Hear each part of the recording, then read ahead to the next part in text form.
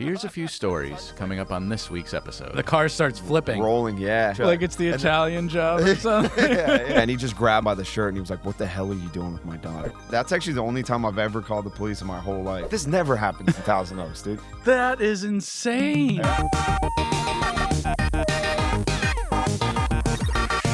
Hello, listener. Quick reminder. I'm heading to Washington, Oregon, Wisconsin, North Dakota, Massachusetts, and more. Head to alexclarkcomedy.com right now to see the full list of cities and grab your tickets before they're gone. That's alexclarkcomedy.com. Enjoy the podcast. I'm so glad you're here because every week we have a new guest share how ridiculous their childhood was. And I found someone that I think might be our final episode. I'm the final boss. Yeah, welcome to Brian Smight to the podcast. Hey, everybody. I'll have my childhood go toe-to-toe with anybody. So the reason folks watch is they like to hear about where people grew up and the crazy shit they did. Where did you grow up? I grew up in the least crazy place ever. I grew up in Thousand Oaks. For people that aren't from around here, it's like an hour outside of Los Angeles. Yeah, about just a little bit west of the valley. How would you describe the street you grew up on or the neighborhood? The funny thing about that place is it's like this really boring city, but like for whatever reason, the street I lived on and like the one little stretch of it that I lived on, like every weirdo. What makes you say that? So we had a small cul-de-sac with 4 houses on it. And the one house was a elderly, demented German woman. She was about 80 with severe dementia and very crabby and mean and liked to wander around. Would she run outside being like, "The Russians are coming, the Russians are coming"? She was convinced, when I was 18, she was completely convinced that my car was her car. And I would come out into the driveway and she'd be trying to get into it with an old mangled house key, ramming it into and it wouldn't, of course, work. She had no idea what she was doing. Scratching the car up. Right. I don't know what to do. I'm like, I can't touch her. Right. I can tell her to stop, but she's just like, you know? And so that's actually the only time I've ever called the police in my whole life. Because like on principle, I don't want to do that. Old lady? But I was like, yo, there's an old lady in my, I don't know what to do. I can't touch her. I can't. I'm like, and they were like, "Oh, it's June. All right, yeah, we'll be right there." They knew her by name. Right, of course they did. But her, wait, did they actually did? No, they actually did. Yeah, I thought you were making a joke. Oh no, they knew exactly who she was. Because once I told them the block I was on, they're like, "Oh yeah, it's June. We'll be there in a sec." They would get called a lot. And she had an adopted son who was a serial bank robber in the 90s. Wait, really? Yeah, he did like there was a bank robber from your street? Yeah, he did like 20 years in prison. No shit. He lived with her, and the word was he was kind of just taking advantage of her. Like the roof man of your neighborhood? Yeah, he lived with her, and since she didn't know what was going on, people thought he was kind of taking advantage of her money. Right. Kind of just living in her house and doing stuff out of the house that like there'd be cars in and out the driveway all night. Right. And the word was he was selling drugs or whatever. So that house was weird. That guy? What kind of places would he rob? Do you know? It was banks. Oh, no way. Yeah, I used to know what his name was, and I looked him up. He was kind of like a notorious guy. Yeah, he did like 20 years for a string of robberies. Right. He robbed like Bank of America, Wells Fargo. Yeah, like a bunch of branches. Brian's piggy bank. Yeah, my piggy bank got all $2.80 out there. Yeah. Yep. So that was the one neighbor, and then the house behind us was a like a meth den of this family. I think I'm laughing because when you hear Thousand Oaks and you live in LA, you're like, oh, that's where you go to raise a family. Yeah, it is. Yeah. But it's like every town's got the people because like you need meth to get through it, yeah, I guess. Yeah. I mean, they were a family. Right. Yeah. Okay, they just all did meth together. That was what bonded them. And So you had Walter White on your street. Yeah. And it was like that house where like in the front yard, it was like old cars on cinder blocks. Right. Like rusty yard tools everywhere. And the 2 kids, one of them was my age, and one of them was always experimenting on an animal or something. Yeah. God knows. And there was always they were always running power tools at like 3 a.m. you'd be like, you just hear a skill saw fire up at the. I'm like, you're not doing that. If you're not the old tweaking. lady's trying to get in my car again. Yeah. You're not trying to run it. No one's running a table saw at 3 a.m. for just legit. They're not like just working on the house. Yeah. They're building a dungeon or something. So that was the other. And like, I do have a story that involves the one child heavily, but the SWAT team would always come there because the cops would overreact a lot to stuff, but I can remember at least 3 different times where our whole street got roped off because the cops were having a standoff with the family. The meth family, not the grandma. There was one time where the elder son in that family, they had an old Civil War rifle hanging on the wall. Okay. And it had like a bayonet on it. And the son one day stabbed the dad in the leg with it. And the dad limped to the hospital, which was That's right like down the straight street. out of an A24 film. Yeah, dude. That's wild. Yeah. Was he limping down the street with a gun sticking out his leg? He like bleeding. Oh and my then he went to the hospital and they called the cops. Right. And the cops all thought that he was in there. So they surrounded the whole house. They had like helicopters and armored trucks. And the younger kid came out and told me, he's like, no, dude, he ran away like he's not even in there. So that was 2 of the neighbors. One of the houses was yours. Was the 4th and final house just like a regular Ned Flanders being like, I can't believe I got tricked into this? Yeah, they sold me the promise of like a dorky suburban neighborhood. And there was the one woman about 4 houses down who had there was like this jilted lover, this guy that was really into her. Mm-hmm. He had been a handyman on her house. He fell in love with her and she like rejected him. Okay. She was single though. She lived alone. Yes. And he'd been working on her house and he took a shine to her and he kept coming there and he started showing up and she was like, dude, what are you doing? Like, this, I'm really uncomfortable with this. And he showed up to her house and he shot her. What? Yeah. And then she didn't die and he shot himself and he died. What? Yeah. It was like a attempted murder, suicide. That was like 5. This never happens in Thousand Oaks, dude. It was just this street. That is insane. Yeah. But anyway, that was the street. I like how nonchalant you are about it. Yeah, whatever. Yeah, well, I don't want to make it sound like I grew up in the hood or something. I just didn't. I did get jumped on the street one time by like a truck full of kids all got out at night, like 6 of them. And did they know who you were or was it a random thing? One of them I recognized. Okay. I was leaving a party and I late at night and I had a 40 of malt liquor in the pocket of my hoodie and I was walking home very drunk. It was St. Patrick's Day. And I know there's like a dip. My street goes like this. It's like a hill. There's like a dip at the bottom, then it goes back up. There was this SUV that was like kind of tracking alongside me as I was walking. It's like 2 a.m. And then it gets up ahead of me and it stops at the dip and like 8 dudes get out of it and they're just waiting for me. And for whatever reason in my drunk mind, I didn't even connect the dots. I was just like, oh, I wonder what those guys are doing down there. And I walked right into it. Right. And they speared me onto this, like, I landed on like a sprinkler head. Oh. Yeah, like hit me and they held me down and they were hitting me and then they took the 40 out of my, which I didn't want to let go of. I was so excited I had this 40 because I was like 15 leaving a party and I just looked in the fridge and like took a 40. I was like, getting when am I ever going to get this again? Yeah. And they took the 40 and they drove off. And they were like, don't ever call the cops on my grandma again. Yeah. Yeah. They're like, this is for June, pussy.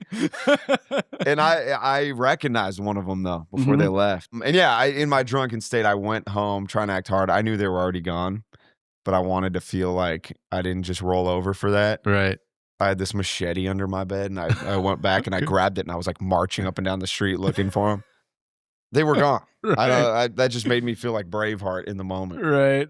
Did you have siblings growing up? No. My parents split up when I was 2. So I think they were going to have more kids, but they just didn't. Did you get to see both your mom and dad growing up, or did you spend most of your time with one? Most of the time with my mom, but I would see my dad every other weekend. Okay. He actually lived like 10 minutes away. Okay. So their houses were pretty close. Right. He was just afraid of your street. Yeah. He's like, I only go there when I have to. Yeah. During the conjugal visits. Who was more of the like laying down the punishments or? I could do whatever I want. Okay, I was like a latchkey kid, basically. Right. I would disappear for like days at a time. Where would you go? To friends' houses, okay, and parties, and we like to hang out in the bushes a lot. Okay. We had these bushes around my hometown that we named. Okay. What kind of names would you give them? They all had alliteration in them. Okay. Like Gandalf's Grotto was one of them. Okay. There was one called Rashid's Riptide. Okay. That one I found out. I was honored that years later, I had some neighbor that had like younger friends. And I found out through the grapevine that kids are still calling it that. Really? Yeah, I just named it one day when I was baked. I was like, this is Rashid's Riptide. And I guess it somehow got passed down. That's amazing. I fantasized that like it's still getting called Yeah, that. you got to go back there once you're old and be like, do you know where this name came from? Yeah, right? If I ran up on some kids now, they'd be terrified to see a 36-year-old man stomping down there. Hey, what are you doing? They'd be like, gosh. I know you're 36, but like this 80-year-old man came down here and tried to tell us what life was like. Yeah, that's what they would think. So I've never gone back. But which one of those bushes would you say was the most visited? Or oh yeah, well there was one that was actually just called the Bush. Okay. And we would gather there with like 20 people, right? And just like smoke bud and take. Was it all dudes or was there girls too? It was all dudes. Okay. I can't picture a woman ever having been there. Yeah. Okay. I think women had better things to do than that. Like if you wanted the chicks to come hang out, you had to have something cooler to do. You need a full tree. Yeah. Like women have options. They can be like, all right, I know one guy that's like going to see a movie, another guy's having a party and and he has a pool, and then these kids are hanging out at a bush. I think she's not picking the bush, dude. Yeah. I don't even want to hang out with the person that would pick a bush over that. So what else would you guys do? we used to shoplift a lot. Oh, you did? Yeah. What kind of shoplifting were you guys doing? It was usually centered around getting booze. All right. So which ones come to mind? We had our one friend, Steve, who was just this like crazy, the wrestler guy who was a big fan of like, we thought it was better to kind of like go in an easier way into stealing, kind of like pace around and look at things and work your way into the liquor aisle and like maybe grab a thing or two. Right. He would just run. He was kind of a big dude. He would just run in there and see like how many handles of booze he could fit in each hand. And then he would just storm out the front door with them. Like a sprinter? Yeah, kind of like daring somebody to say something about it. And none of the like moms who worked the register at Vaughn's were going to challenge him like that. Right, yeah. So honestly, it wasn't that much of a cool power move. It was just like, all right. But me and these two dudes, we went into some Vaughn's one night. Steve was the sprinter. He was the sprinter. We were not with him this night. Okay. It was just me and the crack boys. And we got this shopping cart and we filled it with like cases of beer and 30 packs. And then we buried it in like snacks. Okay. Like ice cream and pizza and chips. Right.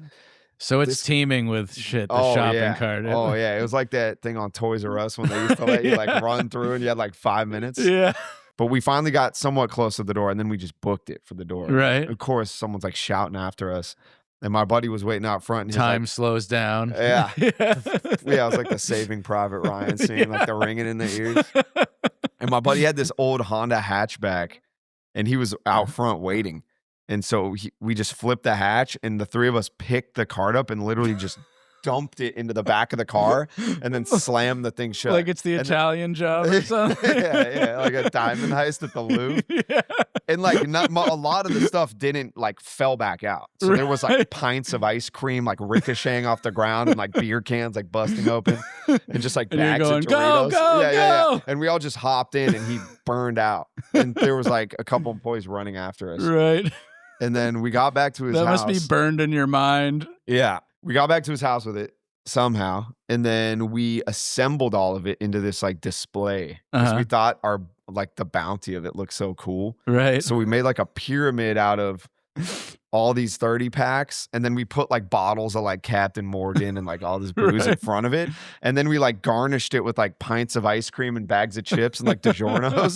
So it was like a dirt bag, like cornucopia. Right. And you took a picture and sent it to the Rouse. If you ever want to see this food again. You're gonna have to meet a particular set of demands. We're gonna need a 747 with a full tank of fuel. Yeah.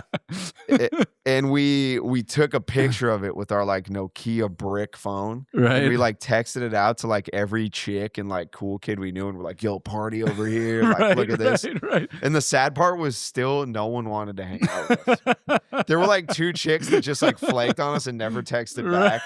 And all our friends were like, I'm just gonna chill You're tonight. like, what? We got fungals. What are you doing? Yeah, dude, we got bugles. We got We had all the cool snacks. Cheetos, Cheez-Its. Come We had on, ladies. Rocky Road, dude. Yeah. And no one wanted to hang out. That is such like a super bad plot for sure. Yeah, totally. That's 100% Jonah Jonah Hill and Michael That is the Cera. plot of Superbad. Yeah. What the fuck? We were doing that in like 2005. Yeah. We were ahead of the You got to get the story to Judd Apatow, dude. Yeah, I know. Yeah. And we could have just enjoyed our night Right. and just eaten like kings and like gotten hammered in the safety of his apartment. But for some reason, they wanted to like go on a joyride. All right. Which is like this in the car that we stole the booze with. Right. And so we got in this car and we all had beer and we all like brought all these Coronas with us and we're driving around drinking them. And then we picked up that kid who lived in the meth house behind my house. With the bayonet. Yeah, that guy.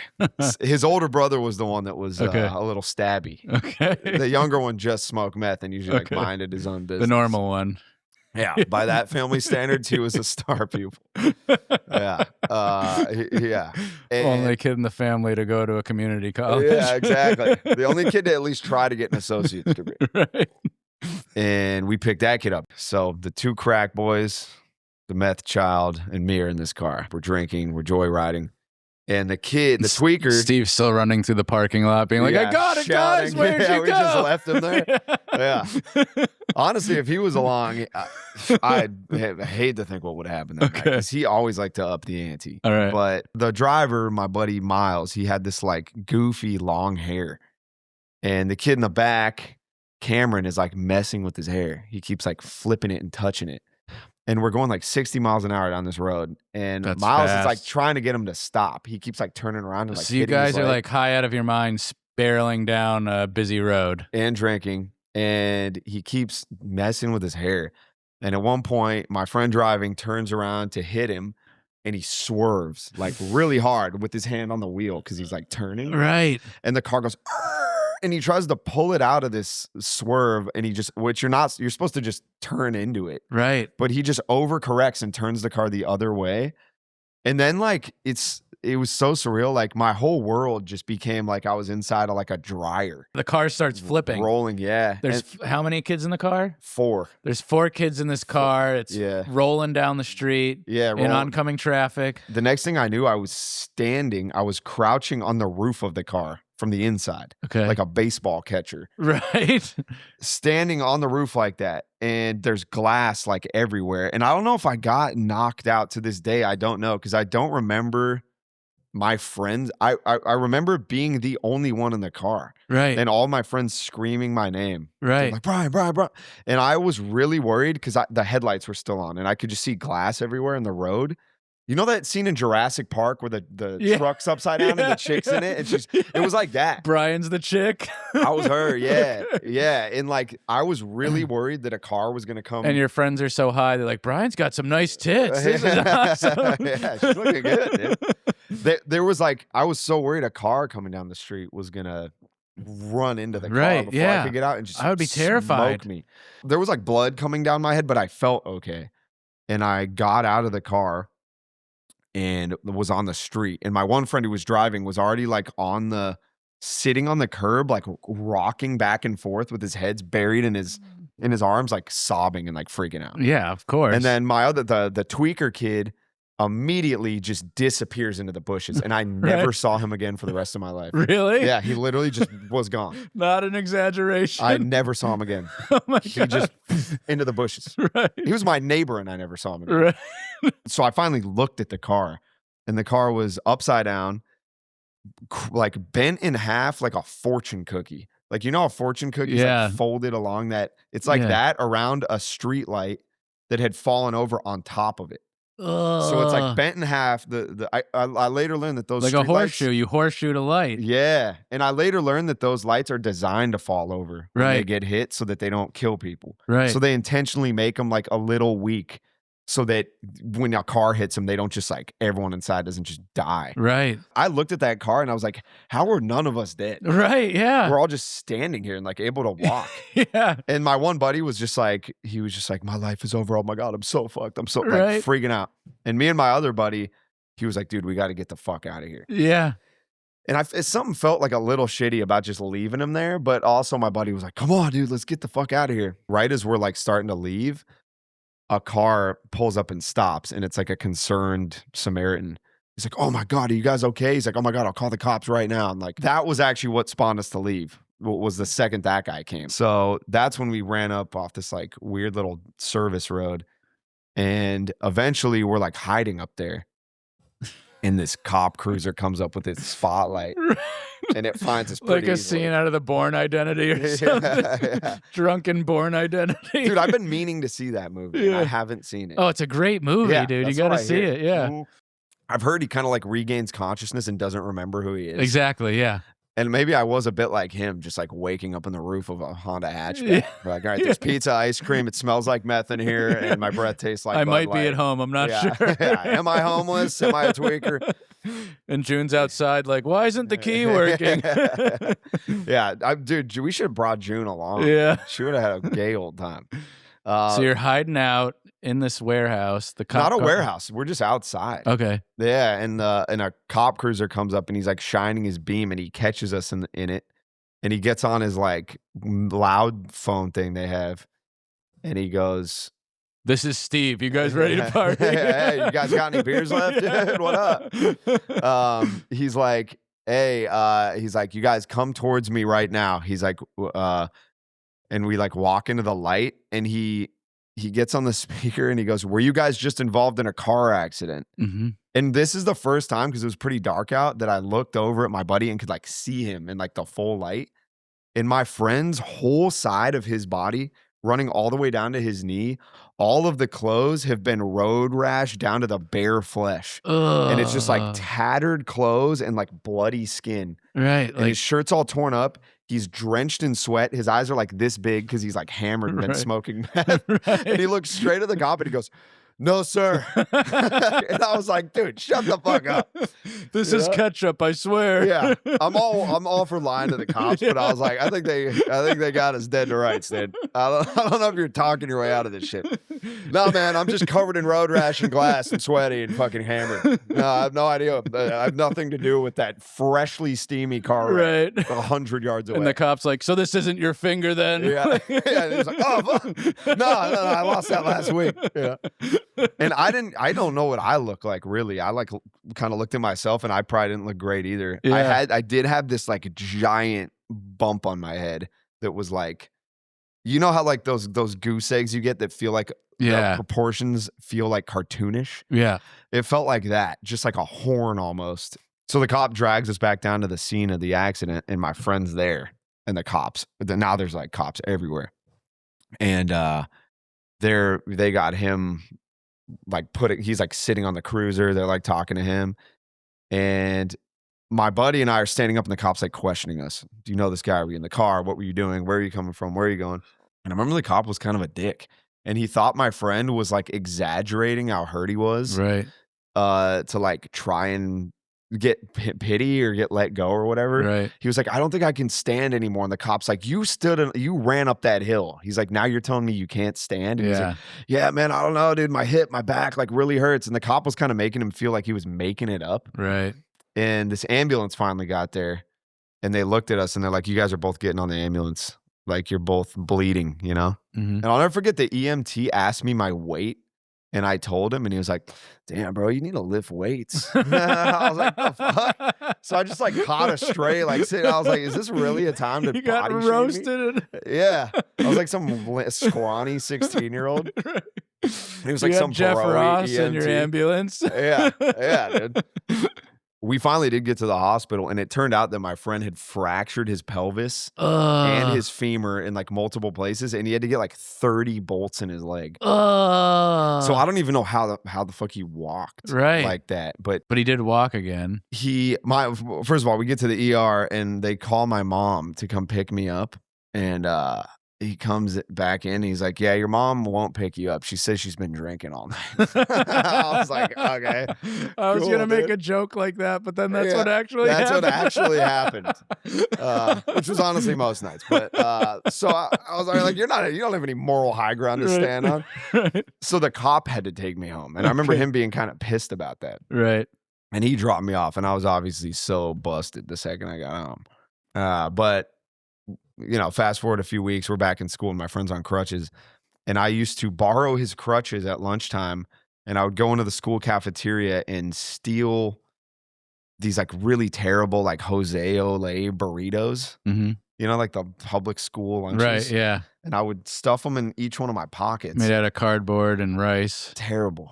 And my theory was that they wouldn't suspect a cripple of doing that. Right. How many burritos would you steal a day? Usually 2. Okay. So they had burritos, and they also had these like McRib type sandwiches. Okay. So on a good day, I'd get 2 burritos and one of those. Okay. And I'd give one to my crippled friend as like remunerance for like letting me borrow his crutches. You're kind of like the lunchroom Robin Hood. Yeah. And I got kind of cocky, dude. Like I don't know, it was so suspicious because I wouldn't buy anything. I'd like wait in line and go in there and look at shit and then just leave, and no one ever like said anything about it. And I got so cocky that I just started like seeing how much I could take. One day I was just crutching out of there, and like the thought of getting caught wasn't even in like the back of my head. And I remember I made it like halfway across the cafeteria, and I just heard, "Stop right there." And I was like, oh, fuck. I was like, oh my God, dude. Like it all just came like rushing back, like months of doing this. Right. I was like, it's like catch me if you can. Yeah. Yeah. I was really like begging for it. Yeah. And she was like, "Stop right there." And I went to try and like throw the thing in the trash. She's like, no. Like, don't reach in your pocket. We've been on to you for months. Yeah. They got like sketches of me. The easiest open and shut case of all time. But she ran up and like seized my hand and made me pull them out of my pockets in front of the whole cafeteria. Right. Which was really humiliating. And then I got taken to the office. And then, of course, once she had busted me and they came to get me to the office, I actually, without even thinking about this, I just picked the crutches up in my arm and just started walking. Right. And she was like, "You're not even crippled." I was like, oh yeah. Oh shit. I should have at least kept that up. Right. Because I totally had like forgotten about the gag of that. I was like, I'm already busted. So like I'd like lost the whole cripple facade too. And so then she was like extra pissed. She was like, "Oh, this kid's a total piece of shit. Like, right. He's on crutches as like a show to do this." So then I had to go. Yeah, I got in trouble for that. And I spun it to him like, "Hey man, this is just like a one-time thing. I was really hungry and I forgot my money." Right. Like, I definitely haven't been doing Did they this buy it daily for like 2 months. Probably not, but I don't think they had a way to prove that I was lying. So that was just the kind of person I was when I was a teenager. Normally I ask a lot of questions in these podcasts, but I think I asked one and you talked for a whole hour. Yeah. That was a great story. Jeez, yeah. Sorry, that was... No, it was awesome. I guess I'm not a very sympathetic character in all this. I don't look back on all this like, I'm not like proud of the person I was. Right. I do feel like I could have used more positive influences, probably. Yeah. I mean, it doesn't sound like it was entirely your fault. I mean, you made the decisions, but it was also like the world you were in that you were like, this is normal, right? Yeah, I think I felt pretty lonely because I was just kind of left to my own devices. Yeah. And so the only kids I related to were other kids whose home life was kind of not good. Right. And so, those are the people I hung out with. Yeah. And then those are the kinds of things they did. And it did a lot of the time, it felt like at that age, it was just a pissing contest of like, who could be the worst person. Right. That actually got you like clout for whatever reason. It was like, oh, that guy like threw a beer bottle full of piss at someone at a bus stop. Yeah. Like that kid's cool. Yeah. I don't know why that was. I think kids now are way more like mature and sensitive at a way younger age. Yeah. And maybe part of it's like being like that hyper awareness of everyone having like a 4K camera in their pocket. We can all see what everybody's doing. Yeah. And anything you do can be enshrined on the internet forever. Yeah. And thank God that wasn't the case then, but maybe if it was, we wouldn't have acted that way. And I don't know if this makes me a more sympathetic character, but I was a very tiny guy. Okay. I was like, when I got into high school, I was like 4'11". Oh, yeah. And I didn't hit puberty till I was like 16. So I had like a squeaky voice. So I think I was kind of overcompensating for that. Right. I didn't want people to like bully me. Did you get bullied in school? No. Okay. Because people were like, actually, stay away from that guy. Yeah. Like, nobody bullied me, man, because I think I just had a reputation for being involved with people that were like kind of scary and weird and doing bad things. And deep down, I was like a dork, and I loved like computer games and video games. Yeah. And I would play, and I was nice to everybody. Yeah. But I just, the nerds did not want to hang out with me. Right. They were scared of me. I would like snort pills like in class. So like a dude that played like Magic the Gathering was like, oh my God. Like, right. like I'll talk to Brian about it, but like I don't really want to, definitely don't want to come over for a play date, you know? My attempt to seem mature was like, I'm going to do hard drugs and drink and like party, and then people will respect me or accept me or whatever. Because if you're that small and you're a dweeb, I mean, that's not good. Right. You know, you got to at least be like doing some bumps and like drinking malt liquor or something. That was my theory, at least. Yeah. And yes, I really did like to interrupt class to try to get a laugh. Do you remember any time specifically you got a laugh? I do remember one that I thought was kind of a banger, actually. Okay. I was really bad at math. And we were doing these things called, I think they're called factorials, where you write it out and it's like a number with an exclamation point after it. Right. The way you say that is 5 factorial. Got it. So at the beginning of the lesson, the teacher wrote a number on the board, and he wrote like 8 exclamation point, and he went, "How would you say this?" And I went, "8!" And I like screamed really loud. And it banged, dude. Everyone in the class fucking thought it was really funny. And the teacher was like immediately like, "Brian, get the fuck out of here. You're going to the office." That's hilarious. But I was like giddy enough on the laugh that I was like, all right. Like, I thought it was pretty witty. It's not that witty, but I for some reason, I remember that. That's a great joke. What are you talking about? Yeah. Especially in high school? That's banger. Yeah. You said you played like video games and stuff at home. When you think back to your room and what was in it, what do you think like your most prized possession in your room was that wasn't like drug related? Oh, probably my computer for Okay. sure. Yeah. When I was in like maybe 10th grade, I built my own computer. Oh, you did? Because I had a buddy that me knew how to too. do it. So remember that site Newegg? Yeah. Yeah. This isn't gonna fit with the whole character I painted on myself. This is a different podcast. Yeah. Like, I want to reiterate, I was a nerd. I just hung out with drug addicts. But I'd go on Newegg, and my friend told me what parts to buy. Yeah. And he helped me like put it together. And I got like a case that had like a clear window in it. So you were a badass. Yeah. And I had all these like glowing lights and shit. Honestly, 2 of the least appealing. I did nothing that would make a girl like me. It's like, oh, he's a drug addict, a nerd, and he hangs out in the bushes. Right. It's like, so you built the Newegg computer. I would play video games on it. StarCraft. That was more like middle school. I had a Gateway before that. Remember what's Gateway? It was like that computer company with like the cube with like the cow spots on it. Right, yeah. So I had like a Pentium 3 like Gateway thing in middle school. And that was what I played like StarCraft on. Hell yeah. And then when I built the computer, it was like nicer. It had like a better, I don't remember what it was, an AMD something.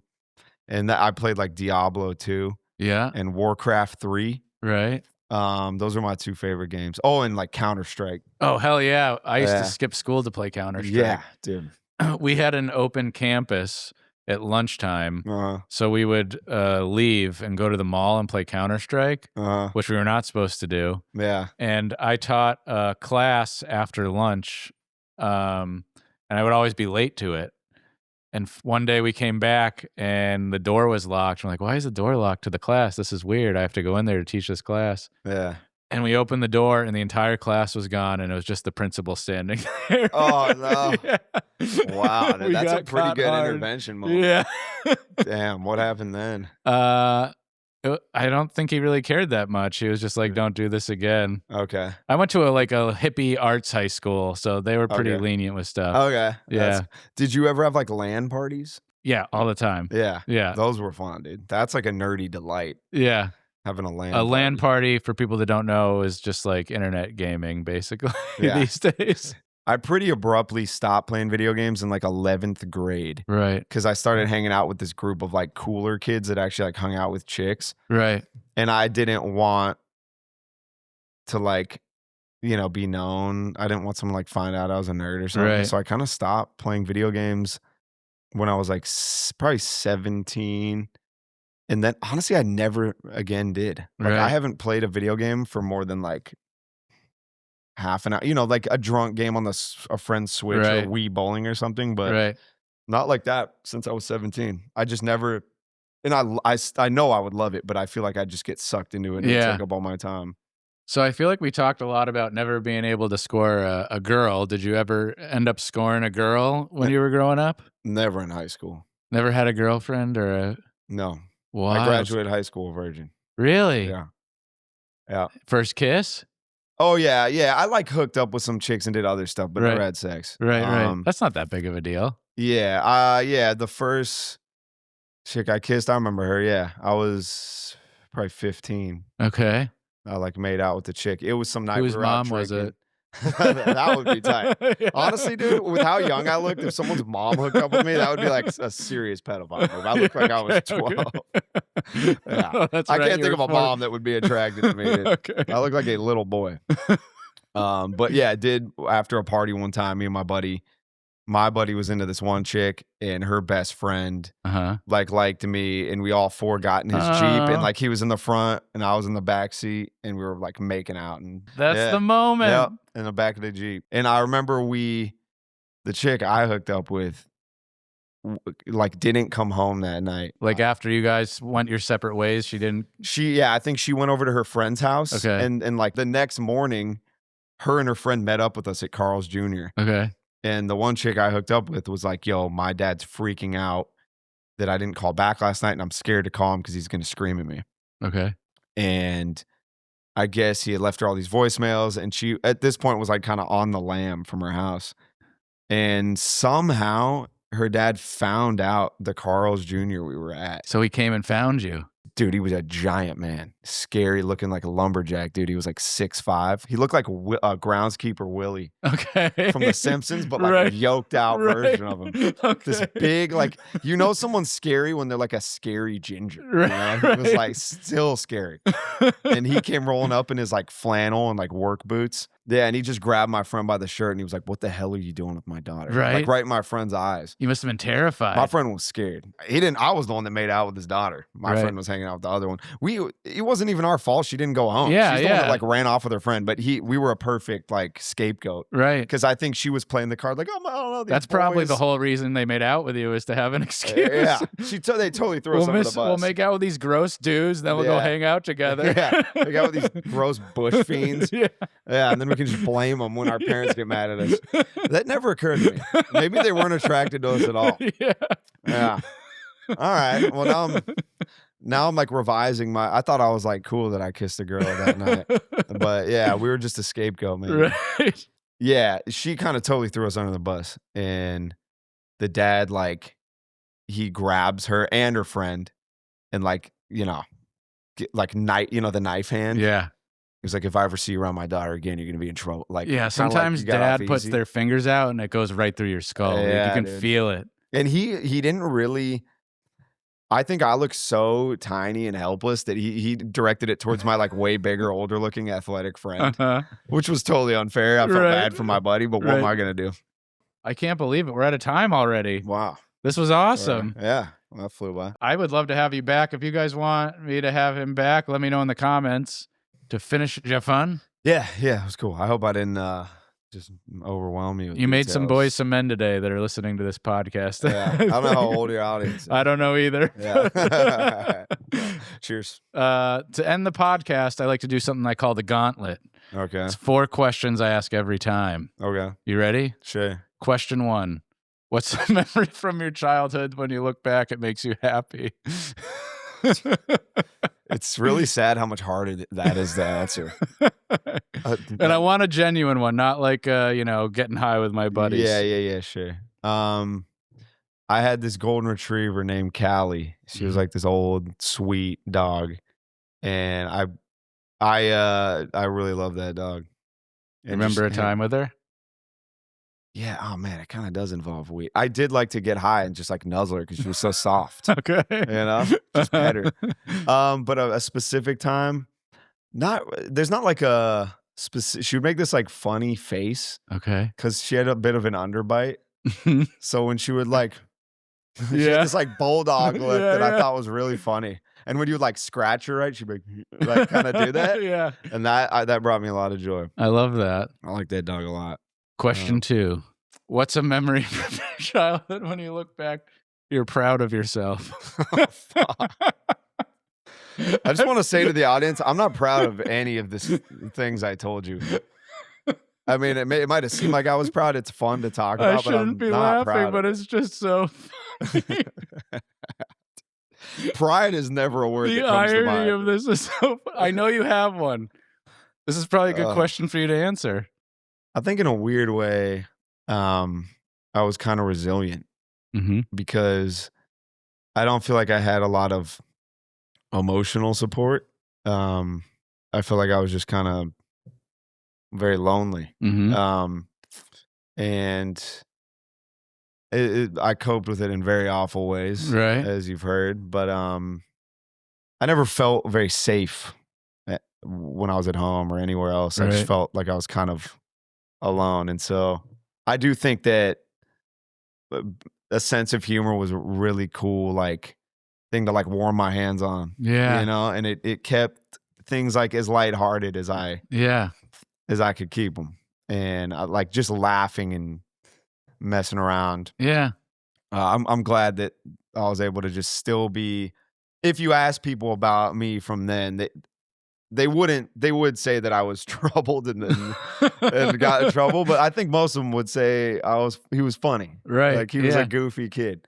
So I'm glad that it didn't harden me in such a bad way and make me gloomy or like. Yeah, because your life, I mean, we're friends, but I don't know you super well, but it seems like your life is not like the way it was growing up, and that alone is something to be proud of. Yeah, sure. Yeah. I mean, I'm being genuine. Yeah. I mean, I'm still just, I have a crummy job and I'm broke, but I'm not.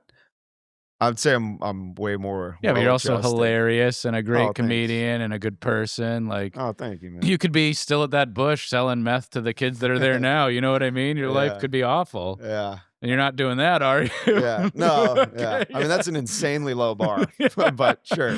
Yeah. But that's where you were. Like, that Yeah. happens to people easily Right. in that situation. Yeah, I do look back on that time and I remember how many adults would say like, if you hang out with them, you're going to wind up this way. Yeah. And I look at how a lot of those people did wind up and I'm like, fuck, dude, they're so right. Yeah. They really are right. Like a lot of my friends a lot of them died Yeah. from drug overdoses and some of them are like homeless. Some Right. of them I don't even know how to get a hold of.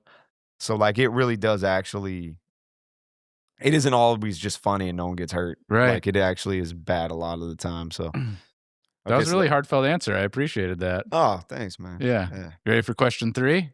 Yeah, I think that was only 2. Wow. Yeah. I'm ready for 3. I think this one will be easy for you, and you kind of already answered it just now. But if you could go back and give little Brian one piece of advice, what would it be? I think about this a lot because I'm like, what would get through his thick ass skull? Right. What could I have told? Because a kid needs guidance to not act like that. But Yeah. I'm like, who would that kid have actually listened to, and what would have gotten through to him? I would have told him, figure out what you want to do, what you like to do. Figure out what you like to do, and get really good at it, and start getting good at it now.